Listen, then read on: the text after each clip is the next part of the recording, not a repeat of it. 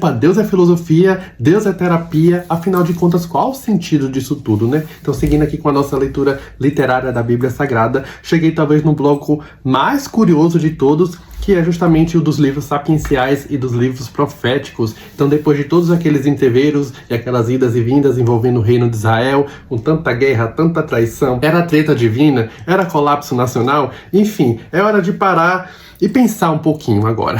Então esses aqui são livros que, digamos assim, complexificam um pouco mais a relação do homem com Deus. Eu digo que é aqui justamente que a mente do ateu começa a pesar, porque a gente vai focar muito mais no aspecto humano da relação do ser humano com o divino. São questionamentos muito mais crus, muito mais diretos do porquê, afinal, qual o sentido disso tudo? A divisão é mais ou menos assim, a gente vai ter os livros sapienciais de Jó, Salmos, Eclesiastes, Cânticos, que vão focar muito mais ali no indivíduo, no sentido da vida, do sofrimento, das ideias também da ética, do amor. E os livros proféticos, envolvendo esses carinhas, né? O Isaías, o Daniel, Jeremias, entre outros, que vão focar justamente numa ideia muito mais política, de nação, de justiça e as consequências também das nossas escolhas enquanto um coletivo mesmo. Ou seja, primeiro você sofre, depois a gente vai ressignificar esse sofrimento.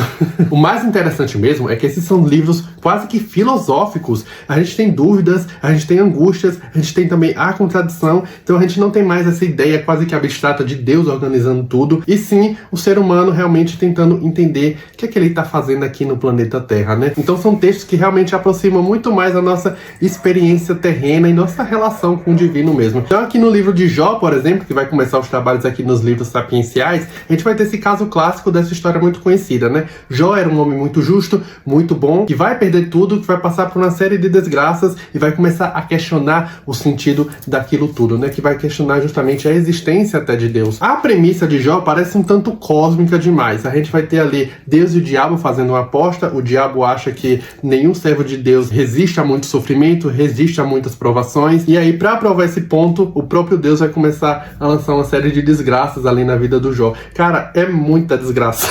Só que o que importa mesmo aqui é o debate, né? Por que o sofrimento existe, afinal de contas, né? E mais do que isso, ele é justificado? Até que ponto as desgraças das nossas vidas, elas são justificadas? Então é um livro que não dá realmente respostas muito fáceis, e eu acho que é justamente isso que eu gosto aqui nele. Logo em seguida a gente tem um livro de Salmos, e são algumas das passagens mais poéticas e mais bonitas aqui da Bíblia mesmo. É um conjunto aqui de textos que vai funcionar quase que como um repertório emocional mesmo. A gente tem louvor, a gente tem desespero, a gente tem também a revolta, mas também a gratidão. Então são um conjunto ali de poemas que é muito menos sobre doutrina e muito mais sobre a experiência em si. O livro de Provérbios, ele já tem uma pegada um pouco mais prática, a gente já tem ali a sabedoria aplicada no cotidiano, é tipo uma conduta mesmo do dia a dia, só que num tom um pouco menos radical, um pouco menos punitivo do que a gente viu ali naquelas leis do Êxodo, do Deuteronômio. Ele tem umas máximas bem diretas, que é tipo conselho de vó.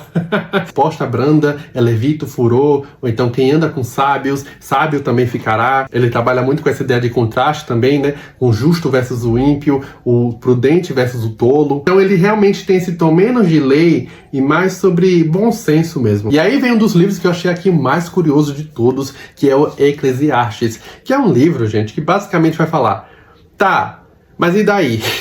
Ele é um livro muito real deal, porque ele é quase que nihilista em certo ponto. Ele vai falar que tudo passa, que realmente nada se sustenta. Só que, é claro, a ideia de que realmente há um sentido nas coisas realmente nunca é abandonada, né? Veja só, já pensou? A Bíblia fala isso? Mas falando sério, é um livro que realmente questiona coisas muito profundas, que realmente vai no fundo ali dessas questões mais existenciais do ser humano, e que tem uma conclusão que é quase que irônica. Já que tudo é instável, por que não aproveitar o que dá, né? Acho que esse é o livro que eu mais gostei aqui desse Eclesiastes. Outro livro que eu achei muito curioso foi o de Cânticos. Eu tava achando que ia ser só um monte de letras e de hinos e de músicas, mas qual foi a minha surpresa quando eu vi que é um livro que tá flertando até com a ideia de erótico? Eu fiquei até um pouco desconcertado com algumas coisas aqui, né? Muito curioso, porque ele vai trazer de uma forma muito direta a ideia do prazer físico dentro do casamento, né? Só que ao mesmo tempo é um livro que vai humanizar esses desejos, né? Porque lembra que até a experiência espiritual, ela também vai passar ali pela ideia do vínculo, do afeto, do desejo, enfim, muito curioso mesmo aqui o livro de Cânticos. E aí eu acho que dá para comentar um pouco aqui sobre os livros proféticos, porque eles vão mudar um pouco aqui o foco, né? Aqui a gente não vai ter mais esses indivíduos tentando entender a vida, mas a gente vai ter Deus, ou melhor, seus porta-vozes, né? Ali os profetas maiores e menores, tentando meio que corrigir mais uma vez a sociedade inteira. Então a gente vai começar aqui com o livro de Isaías, que ele vai equilibrar muito bem isso. A gente vai ter ali um tom de denúncia, mas também um tom de esperança. Ele vai apontar justamente para o caos moral ali do povo de Israel. Ele também vai projetar uma ideia de redenção. É um livro que também já vai cantar a bola ali do surgimento do Messias, que é o que vai acontecer ali no Novo Testamento. E aí você percebe que esse livro de Isaías, ele é um livro que foca muito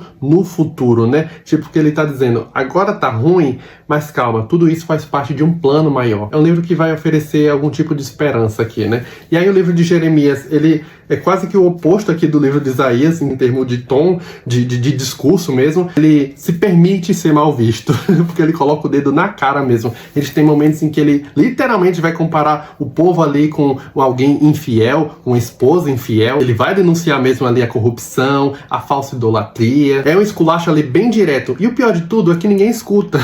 Lembrando daquilo que aconteceu lá nos livros históricos, o Jeremias, ele tava avisando ali sobre Jerusalém, que o negócio ia dar ruim para todo mundo, que ia vir ali o exílio. Mas adivinha, o cara acaba não só preso, mas também tratado como um traidor. Então esse parece ser um destino bem inevitável aqui para quem tinha coragem de falar a verdade, né? Então só para encerrar aqui essa parte dos livros proféticos, vou falar um pouco aqui do livro de Daniel. A gente vai voltar então a uma ideia mais política, do caos político, só que num tom um pouco mais simbólico. Só lembrando que Daniel é aquele cara da cova dos leões, né? O cara que vai ser jogado ali na cova dos leões e que Deus vai fechar a boca dos leões para que eles não comam. O Daniel é resistência, é um cara que tá tentando manter ali a fé do povo, mesmo no sistema inimigo. Ele tinha ali uns sonhos e umas visões com estátuas gigantes, com reinos caindo, com bestas simbólicas. É um texto mais alarmista mesmo, que começa a remeter já ali aos acontecimentos do Apocalipse. Então, mais uma vez a gente vai ter essa mensagem de o negócio tá um caos, mas aguenta firme que há um propósito para isso tudo. Então é isso, gente. Os livros sapienciais e proféticos são espetaculares, principalmente os sapienciais, que eu gostei mais.